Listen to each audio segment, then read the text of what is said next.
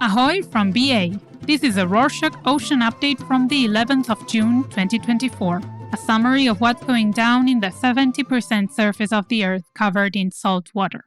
Colombia plans to announce negotiations for a treaty with Costa Rica, Panama, and Ecuador to protect the Eastern Tropical Pacific Marine Corridor during the 2024 UN Biodiversity Conference, or COP16, which will take place at the end of October 2024 in Cali, Colombia.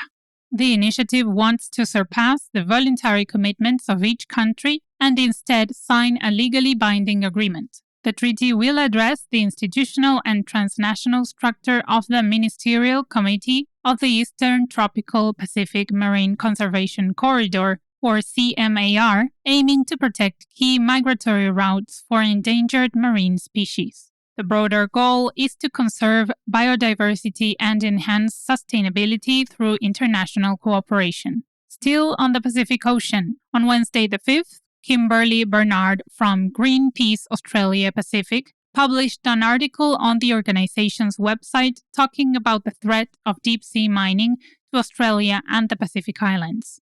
Despite the bans on offshore mining in 2 Australian jurisdictions, the metals company, led by Australian Gerard Barron, is pushing for mining licenses. Bernard wrote that former Prime Minister Scott Morrison has also been implicated in promoting deep-sea mining to extract metals worth trillions of dollars needed for practically everything, including the weapons trade.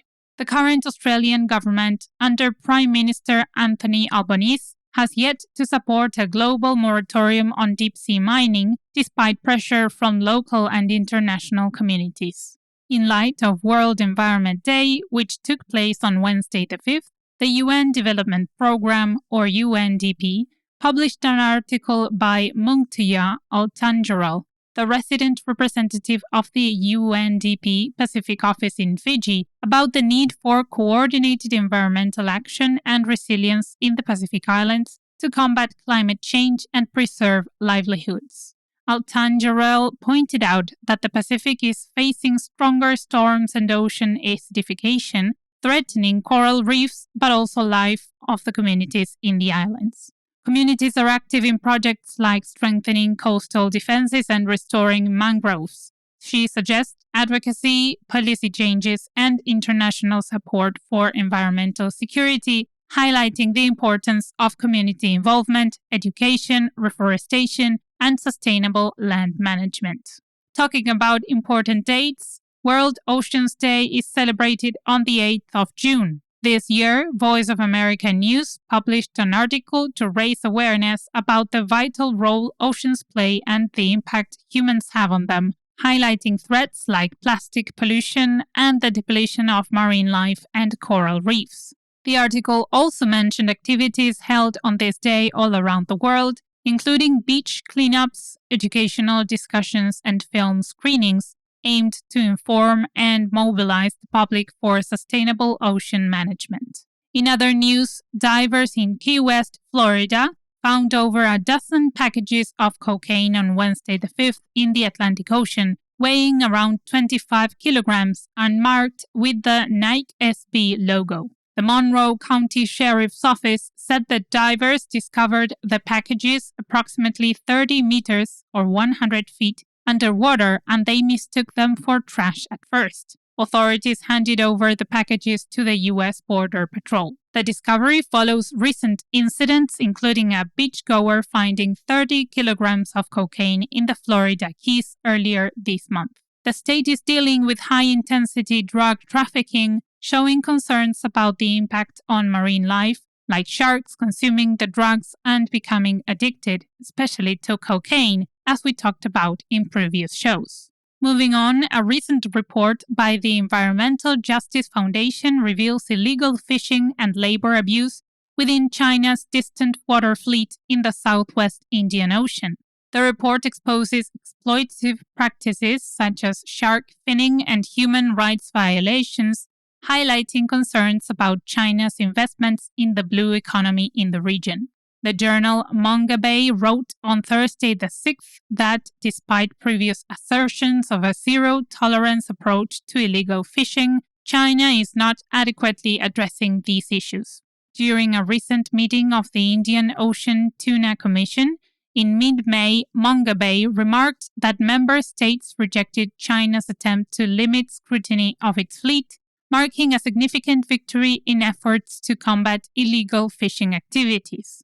The report calls for increased transparency, regulation, and enforcement measures. On an unrelated note, on Wednesday the 5th, scientists and engineers from NATO's Center for Maritime Research and Experimentation, or CMRE, arrived in Tromsø, Norway, to carry out 2 research missions in the Arctic Sea to evaluate the impact of climate change. The missions aim to study changes in sonar performance and environmental conditions in the Barents Sea polar front. NATO is funding both of them, but one will focus on sound propagation, while the other one will gather data on long-term environmental factors. These missions involve researchers from various NATO member countries and will run from the 8th of June to the 12th of July.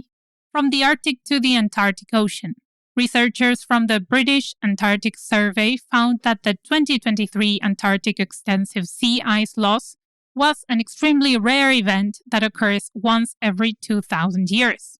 They analyzed data from 18 climate models to assess the probability of such an event, finding that climate change greatly exacerbated sea ice loss. This event was very extreme, considering that 1 in 100 is already considered rare. The study suggests that even after 20 years, not all of the sea ice around Antarctica will recover. The Panama Canal Authority is looking at ways to improve the canal's reliability, like building a new reservoir and keeping pre-booking permanent. As we reported in our previous shows, they had to cut down on daily transits last year due to the drought, causing shipping issues. Now they have returned to full capacity. The authority wants to make pre-booking a permanent solution and explore building a new reservoir to increase transit capacity. These changes aim to make the canal more dependable amidst changing trade patterns and climate risks. From Panama to the Suez Canal. The Suez Canal Authority, or SCA, has decided to extend shipping discounts until the end of the year to boost maritime trade. These discounts apply to loaded and empty dry bulk cargo ships operating between ports in Australia and northwestern Europe, starting from the port of Cadiz. They also cover ships between ports in the Eastern Americas and Brazil, as well as ports in Asia. Additionally, the SCA extended discounts to ships traveling between ports in Mauritania and those in the Arabian Gulf, India, and the Far East. These measures aim to enhance the competitiveness and efficiency of the Suez Canal, encouraging more vessels to use this shipping route, which became critical because of the Houthi attack on ships in the Red Sea that we talked about in previous shows. Let's have a look at the Black Sea. Dmytro Pletanchuk, the spokesperson for the Ukrainian Southern Defense Forces and Navy, said on Monday the 10th on national television that Russia has sent submarines to patrol the Black Sea after Ukraine's attack on its ships. Recent drone attacks damaged Russian patrol boats. Ukrainian strikes destroyed around 30% of Russia's Black Sea fleet by December 2023. The submarines, including missile carriers, are actively patrolling the Azov Black Sea region.